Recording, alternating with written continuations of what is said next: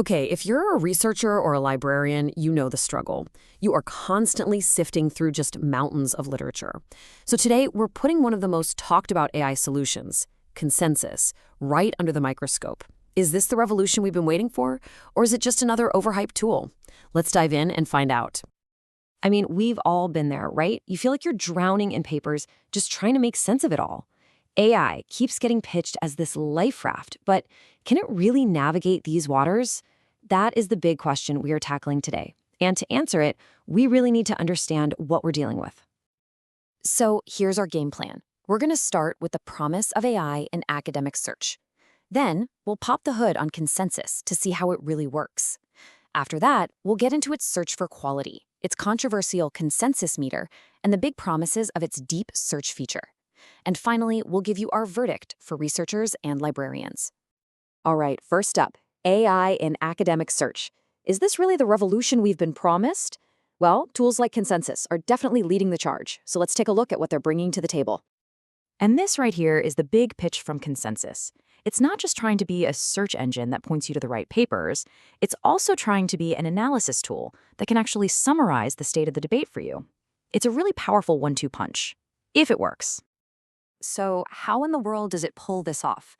To figure that out, we've got to go under the hood and take a look at the engine that's driving this whole thing. The first thing that just jumps out at you is the sheer scale. We're talking about an index of around 200 million records. That absolutely dwarfs traditional heavyweights like Web of Science and Scopus, and that's because it's pulling in tons of preprints and open access material. But as we're about to see, bigger isn't always better. And here it is, the big catch. For a huge chunk of the scientific literature, basically most paywalled articles, the AI is only reading the title and the abstract. As any researcher knows, the real story, the nuance, the important details are all in the full text. So in a lot of cases, this AI is making some pretty big judgments based on a tiny and sometimes even misleading sliver of the research. Which brings us to a really fundamental question. How does Consensus even try to figure out what's a quality paper?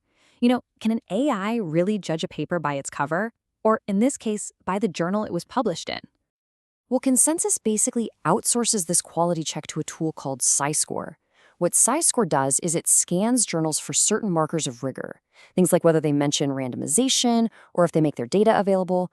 Then it slaps a rigorous or very rigorous label on papers from those journals. But here's the rub. SciScore's checklist is built for biomedical research. And relying on these kinds of shortcuts is a really dangerous game. I mean, we all know great journals sometimes publish flawed studies. And those high-impact journals, they often chase flashy, novel findings that don't always replicate. Plus, that biomedical focus means the criteria are a terrible fit for social sciences or the humanities. At the end of the day, judging a paper by its journal is just a fundamentally flawed approach. Okay, let's talk about the platform's flagship feature, the consensus meter. It promises this amazing bird's-eye view of the literature. But is it actually reading the room correctly, or is it just miscounting the votes? Now, at first glance, this looks like a researcher's dream come true. You type in a simple question, and you get what looks like a definitive answer. Wow, 94% of papers say yes. The science seems settled. But this beautiful, elegant simplicity is hiding a deeply flawed methodology. What you're actually looking at here is a method called vote counting. It's pretty much what it sounds like, just tallying up studies based on their final conclusion. And this is an approach that evidence synthesis experts have been warning researchers to avoid for decades. And here's exactly why it's so misleading. First, you've got the equal weighting problem. A tiny study with, say, 50 people gets the exact same vote as a massive one with 5,000.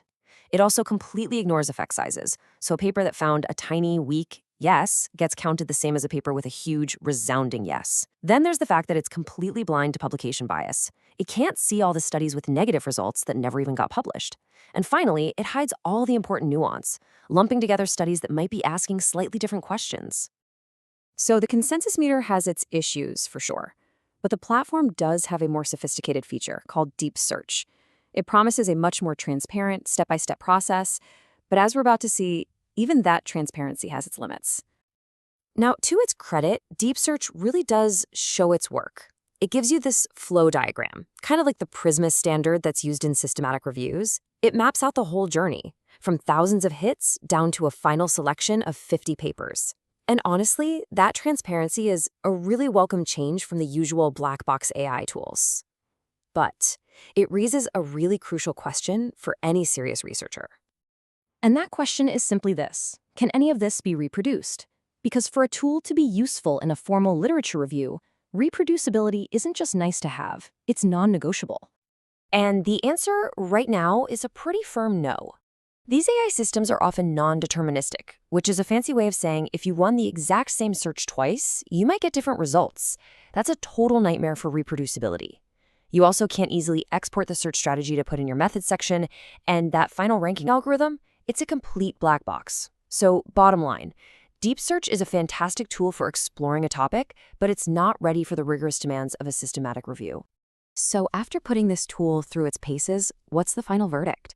With all these limitations we've talked about, should researchers and librarians even bother using Consensus? Let's break it down. And the answer is actually a definite yes, but with some big caveats. Consensus has some killer features that are incredibly useful. Being able to filter your results by study design or sample size right from the get-go is a huge time saver. For librarians, that seamless LibKey integration is a total game changer for getting patrons to the full text. And maybe most importantly, it's really good at avoiding hallucinations, which means it's much less likely to just invent fake citations, a critical feature for academic integrity. And just to see where it fits in, let's quickly compare it to a competitor, Undermined AI. Think of it this way. Consensus is all about accessibility. It's got these long-form summaries, user-friendly visuals. It's perfect for someone new to a topic. Undermined, on the other hand, is built for the power user. It asks you questions to refine your search. While Consensus has its flashy meter, Undermined has a chat with expert feature for deeper analysis. They're really just two different tools for two different jobs. And it really does just come down to this. The right tool depends on what you're trying to do. If you need a quick overview of a new field, or maybe you're helping an undergraduate get their bearings, Consensus is an absolutely outstanding choice.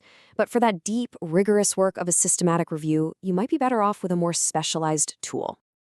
And that leaves us with this fascinating question. Tools like Consensus give us this tantalizing glimpse into a future of faster, more efficient research. But as we've seen, they also create these methodological traps that we ignore at our own peril.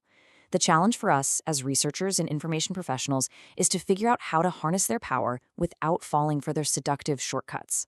The future of our work might just depend on it.